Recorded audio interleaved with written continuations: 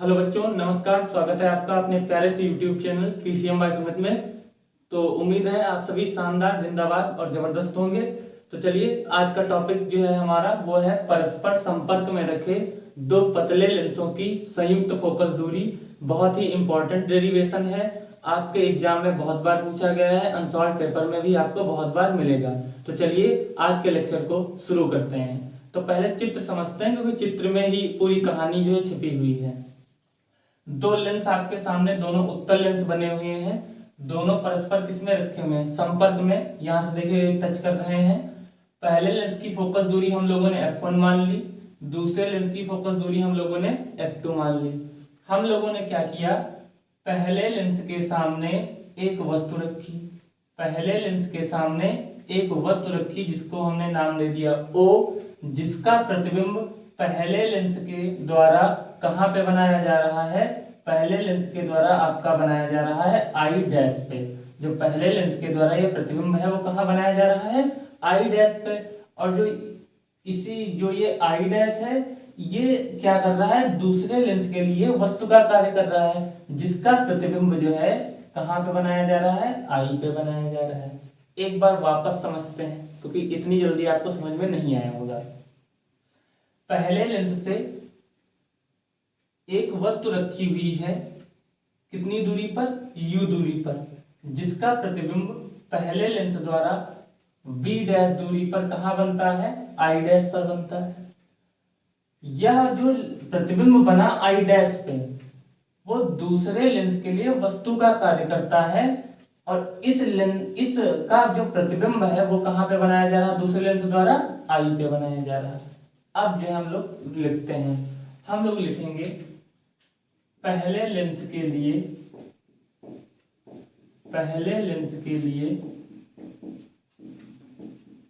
Lens के सूत्र से। अच्छा, लेंस का सूत्र क्या होता है? लेंस का सूत्र होता है 1/f बराबर 1/v माइनस 1/u। तो अगर पहले लेंस के लिए अगर आप देखेंगे और इस सूत्र से देखेंगे तो इसकी फोकस दूरी कितनी है पहले लेंस की? f1। तो ये हो जाएगा 1/f1 बराबर 1/, प्रतिबिंब की दूरी v होती है, और यहाँ पे प्रतिबिंब की दूरी पहले लेंस से प्रतिबिंब कितनी दूरी पर बन रहा? v डैश पे बन रहा है। कितनी दूरी पे? v डैश पे। तो हम प्रतिबिंब की दूरी की जगह क्या रखेंगे? v डैश माइनस 1 अपॉन वस्तु की दूरी देखिए कितनी है पहले लेंस से? वस्तु की दूरी आपकी कितनी है? u है। इसको हम मान लेंगे समीकरण नंबर 1। बात समझ में आई? फिर से समझिए, ये पहले लेंस की फोकस दूरी हो गई, ये पहले लेंस से इस प्रतिबिंब की दूरी कितनी हो गई? v डैश हो गई, और ये पहले लेंस से ये वस्तु की दूरी हो गई, कितनी हो गई? u हो गई। अब क्या समझना है, जो ये प्रतिबिंब है i डैश, ये दूसरे लेंस के लिए किसका कार्य कर रहा है? वस्तु का कार्य कर रहा है। तो हम लिखेंगे चूंकि i डैश दूसरे लेंस के लिए वस्तु का कार्य करता है,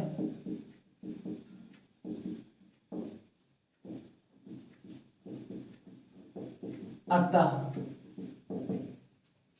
अगर ये इस लेंस के लिए वस्तु का कार्य करेगा तो इस लेंस से वस्तु की दूरी कितनी हो जाएगी? v डैश हो जाएगी। अतः जो u है वस्तु की दूरी, वो किसके बराबर हो जाएगी? v डैश के बराबर हो जाएगी। और प्रतिबिंब की दूरी कितनी हो जाएगी? v हो जाएगी। तो जो आपकी प्रतिबिंब की दूरी है वो कितनी हो गई? v, और वस्तु की दूरी हो गई कितनी? v dash. अतः लेंस के सूत्र से, तो लेंस का सूत्र लगाएंगे, यह है लेंस का सूत्र। तो दूसरे लेंस की फोकस दूरी कितनी है? f2 1 अपॉन दूसरे लेंस से प्रतिबिंब की दूरी कितनी है? v। दूसरे लेंस से हमने प्रतिबिंब की दूरी कितनी रख दी? v माइनस 1 अपॉन दूसरे लेंस से वस्तु की दूरी कितनी है? v dash. तो हम यहाँ पे वस्तु की दूरी की जगह क्या लिख देंगे? v dash. इसको हमने मान लिया समीकरण नंबर 2। अब हम क्या करें, समीकरण 1 और समीकरण 2 को जोड़ दें। तो हम लिखेंगे समीकरण 1 व 2 को जोड़ने पर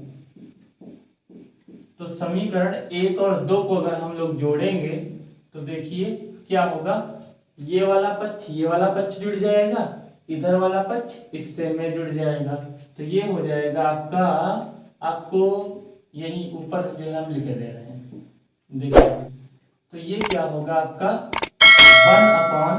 1/f1 plus 1/f2, 1/f1 plus 1/f2 बराबर में पहले ये वाला पद लिखेंगे 1/v dash minus 1/u plus में इसमें हम किसको जोड़ेंगे 1/v माइनस 1/v डैश।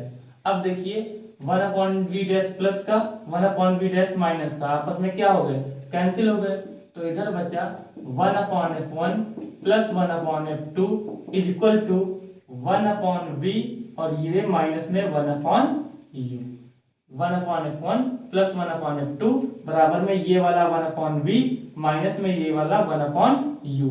अब देखिए अभी हमने यहाँ पे लिखा था कि जो आपका 1/f minus 1/v minus 1/u किसके बराबर होता है, 1/f के बराबर होता है, तो इस 1/v माइनस 1/u की जगह पे हम क्या लिख सकते हैं 1/f, तो इस चीज को हम अब ऊपर लिखेंगे, तो यहां से आपका आ जाएगा 1/f1 plus 1/f2 is equal to 1/v minus 1/u को क्या कहते हैं, इसको कहते हैं 1/f। तो ये आ जाएगी परस्पर संपर्क में रखे दो पतले लेंसों की संयुक्त फोकस दूरी। फोकस दूरी के व्युत्क्रम को हम क्या बोलते हैं, फोकस दूरी के व्युत्क्रम को हम बोलते हैं लेंस की क्षमता, तो 1/f को हम क्या लिख सकते हैं p, 1/f2 को क्या लिख सकते हैं p2, 1/f1 को क्या लिख सकते हैं p1, यानी एक सूत्र और आ सकता है p बराबर p1 प्लस p2। तो ये आपका जो है डेरिवेशन था।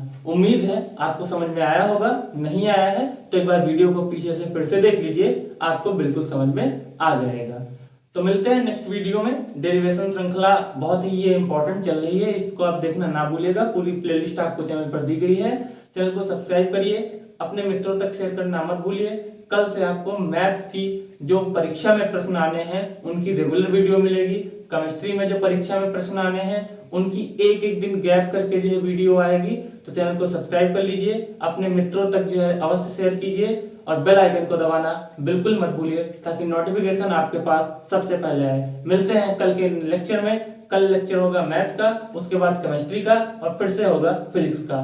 तो इसी प्रकार अब जो है आपको रेगुलर लेक्चर जो है मिलेंगे। मिलते हैं नेक्स्ट वीडियो में, तब तक के लिए आप सभी का हमारे साथ जुड़ने के लिए धन्यवाद। चैनल को सब्सक्राइब और वीडियो को लाइक करना मत भूलिएगा। धन्यवाद।